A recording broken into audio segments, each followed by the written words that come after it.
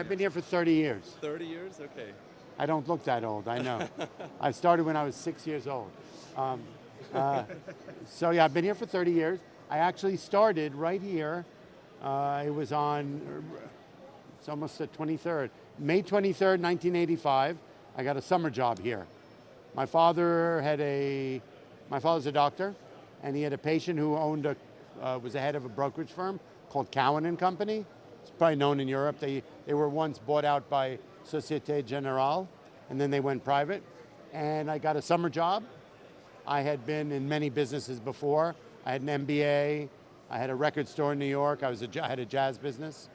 And then I had lived in Africa for 2 years, doing finance for actually the dictator of the country. So I've had a very spanned past.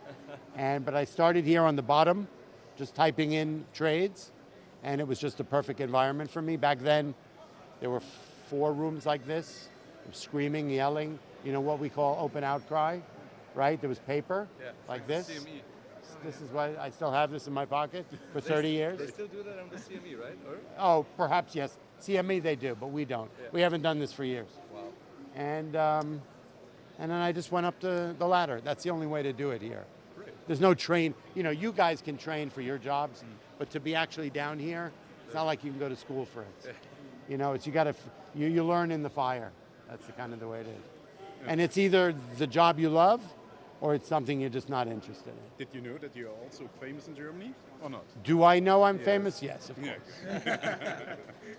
Of course I am. I wasn't always famous here. Yeah. I was always famous for something, but it wasn't always good things. Okay.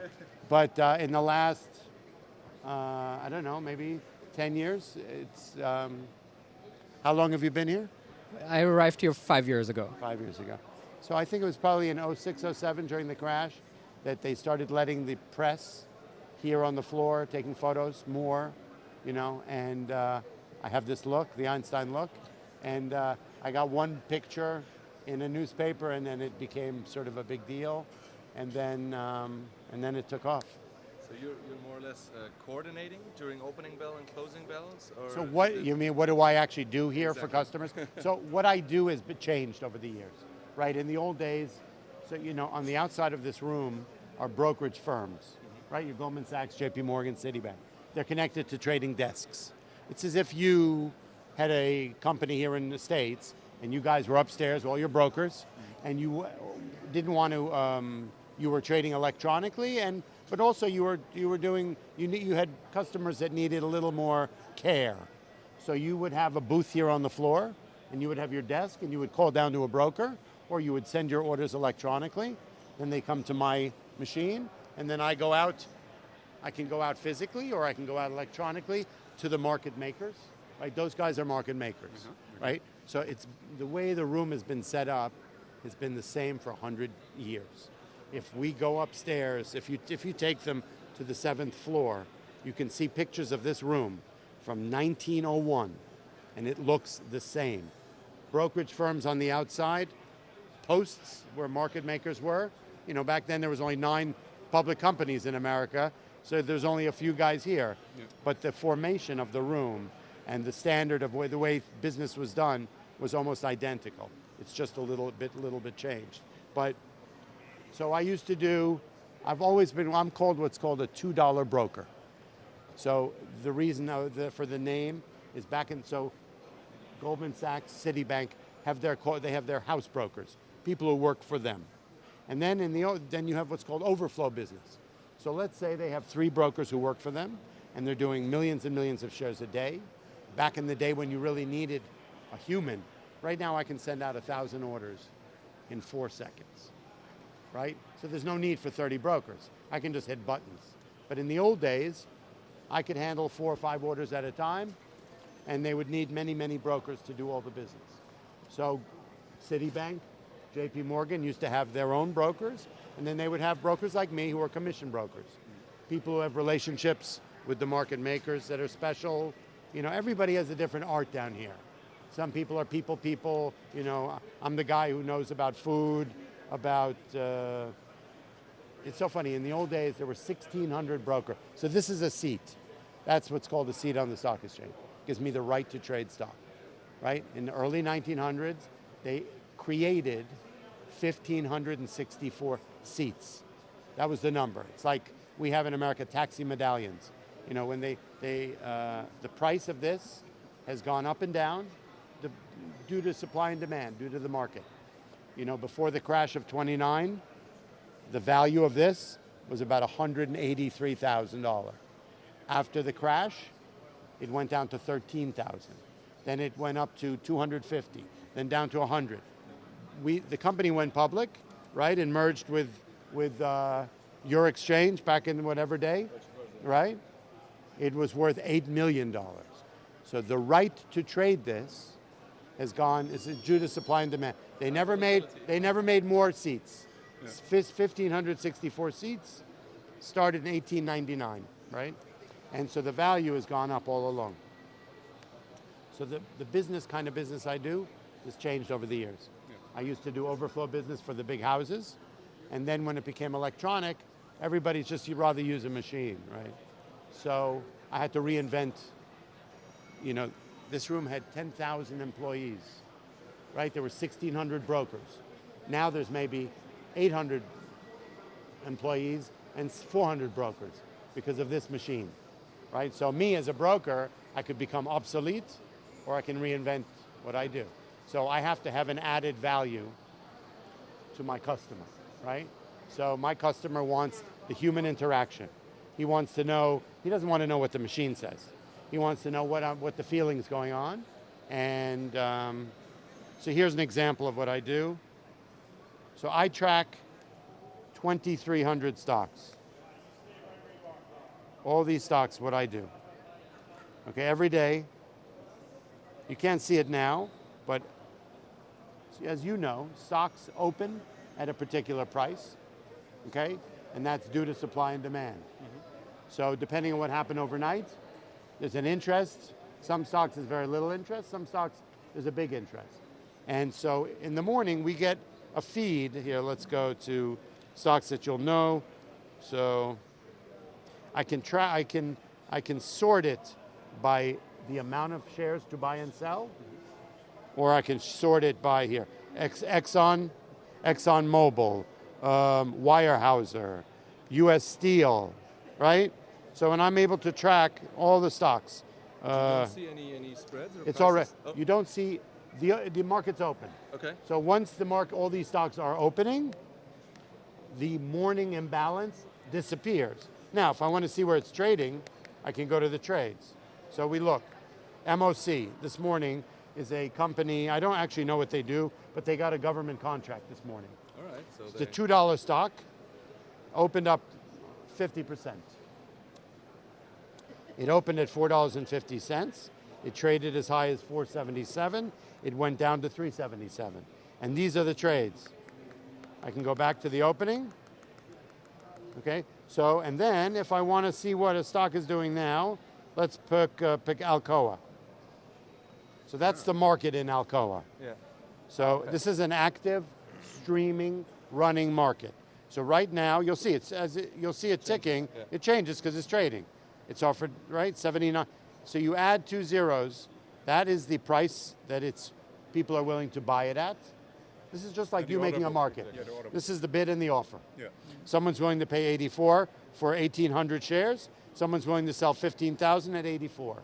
83, 84, 82, 83. Do you have the possibility to open short positions as well? Absolutely. Okay. Oh, absolutely. Now, my customer has to borrow. Yeah.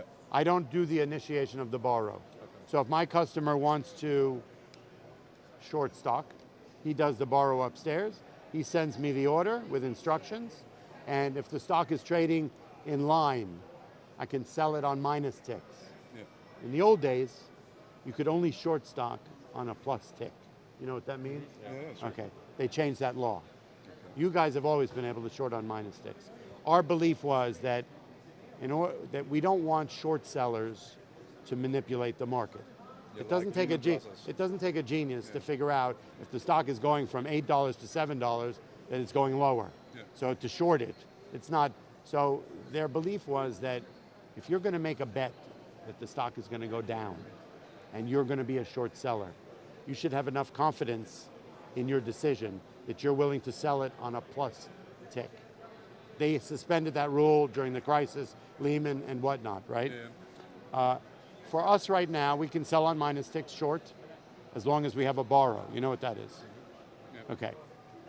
If the stock is down more than 10%, we have a short rule goes into effect, which means I can no longer sell it on straight minus ticks. So if it's a $7 stock, down 70 cents already, and I get an order to sell 50,000 short, my machine will know that it's called SSR, short rule exemption.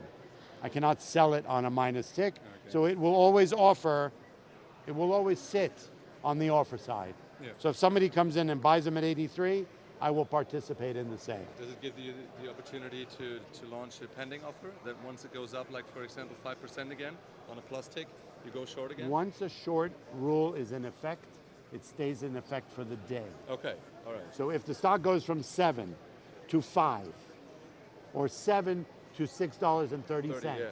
So the 10%. and then it goes up to 8, it's still, the rule is in effect for the until next day. the next day trade. All right. So anyway, so what do I do? In the morning, so I have basically 2 customers, okay? Most customers now, as you can see, it's very quiet here. Yeah. There's only 400 brokers. They're not 1,600 brokers, right? Trust me, it's much louder than in Frankfurt. It's much louder, still much louder Yeah, it's than still Frankfurt. much louder than in Frankfurt. You can hear a pin drop in Frankfurt, right? Yeah. So anyway, in the mornings it's busy. In the afternoons it's busy. Usually from 10 o'clock to 1 o'clock, it's quiet because people put their orders here. So I have the opportunity to use algorithms.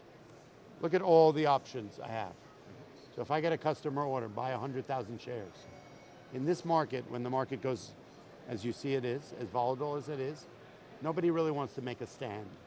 Why would I buy 100,000 IBM on the opening if, you know, Janet Yellen speaking at 10, market goes down 400 points, up 600 points, I look like an idiot. So most people's position is, I just want to be an average, I'm sure your customers are the same. They do the VWAP. They want to be an average price over the day. Yeah. That's the way you can always explain to you, why did I do what I did? If I said to them, you know what, I was in an algorithm, I was 25% of the volume over the day, right? And I beat the average price, the customer's got to be happy, right? If there's a chance I bought 100,000 IBM on the opening, market goes up 200 points, I look like a genius. Chances of that are not so good. I may look like a genius, I'm not always a genius. So what people do, big institutions, is they will buy, let's say they have their morning meeting, they have 1 million shares of XYZ to buy. They will buy 200,000 in the opening. They will buy 400,000 in an algorithm from 10 o'clock to 2 o'clock. Hey, look, so we have the choice here.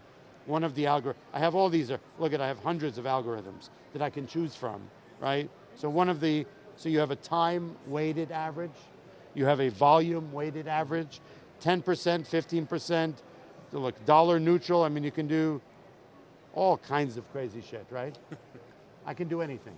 So what most people will do is they will buy 200,000 in the opening, they'll buy 400,000 over 4 hours. I can do it time, right? 25% of world volume. And then at 2 o'clock, I take a break, and then I buy 400,000 to close.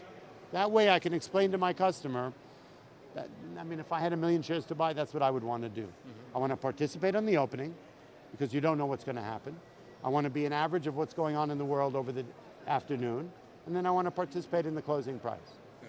That way I can, any customer would be happy with that explanation, right? Did you get the orders to this thing, or?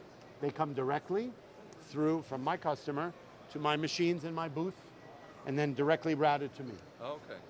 So you're immediately acting. So I receive the order, and then I have a sense of what the customer wants to do. Mm-hmm. And then if he says to me, just buy them, I just hit a button here. He says to me, buy me 50,000 Alcoa at 79. There'll be a little, if the order generates here, there'll be a little square here, and I can hit it, take button, and I can just take the offer. If he says to me, buy 10,000 and then work 20% of the volume, I can do that too. I can do anything. So, and it's instant execution. It's instant execution, if I choose. Yeah, okay. Okay, otherwise it can be over 2 hours or whatever. So what do I do? Now, my customer is a hedge fund, my biggest customer. I only have 2 left. I have one as a big hedge fund. It's about 800 million under management. It's 5 guys, young, they're in their 30s. They all went to MIT. You know what MIT is? It's one of these big, so they're all really geniuses. They are actual geniuses. They are, it's sort of curious, you know, these guys all met, they're all poker players. Okay, they met in Las Vegas, they met in college, and they created you know what card counting is? Yeah, sure. Okay, so these guys are all very super crazy smart, all 160 IQ, and they created a card counting team, and they went into all the casinos and made a lot of money. One of my main customer won World Series of Poker. He won $10 million. And so, but what happens is with card counting, even though it's not illegal, it's frowned upon, right? So eventually the casino won't let you in. So they started a hedge fund. So these guys, why not? Logical decision. Logical. It's all about probability, right? Trade for my customer, which is one of many strategies that they do, is a short-term trade. So the added benefit of me here on the floor is best utilized in a short-term trade. I'm not an analyst, I'm not an economist, I'm a market reader, I'm a day trader. So my expertise is to make a judgment at 2 o'clock where the market's going to close at 4 o'clock. And through that, I'm able to buy the market, sell the market, short the market, buy stocks, buy futures, and at 4 o'clock, I'm flat. Amazing. So that's exciting. I mean, for me, that's exciting. It's, you know what, right now, it's the flavor of the moment, right? It's the fruit of the day. It may change in a year or two, right? 5 years ago, I didn't do this. I was trading customer business. But every day, as the technology changes, and I'm not a big technology guy. I hate this shit, right? I would rather, You go back to the I would rather tickets, have right? this, scream and yell all day long. That was what I was good at. You know, you had a crowd of, it's like an auction. You've been to an auction, right? Old buying antique furniture. You have guys, you're able to read the person, right? You scream and yell, you make, you know, that made me happy. This does okay. I get to work with him, I'm a happy guy. Peter, David is the winner of our reality show, and he wants to be in finance and maybe a trader, or, you know. Awesome. What was the contest?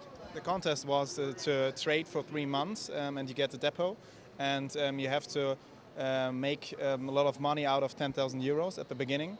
That's all they gave you? Cheap bastards. Yeah. They only gave you 10,000 euro. And how much did you make? I didn't make so much because the markets go down 20%, and at the end of time I had 10,000. So. But everyone had less than you. Yeah. It's okay. So you didn't lose. Yeah, that's true. It's okay. That's a win. Yeah. In this market, not losing is a win. So that's cool. And it was 3 months? 3 months, yeah. Okay. Well, congratulations. That's awesome. Thanks a lot. Yeah. Do you have any recommendations for young people who maybe want How old to are you? come on the floor? I'm 22. Okay. So I have a son who's 22. Okay. He just graduated Finance University in Boston. It's called Bentley University. Yeah. And he has the bug, obviously, like you. He's been coming here since I was, you know, I've been here forever, so he's been coming here since he was a kid. He loves the market. He's been trading since he was 14 years old. What I recommend to, you know, you're in a world where information is the key. And the internet and the information highway is so important.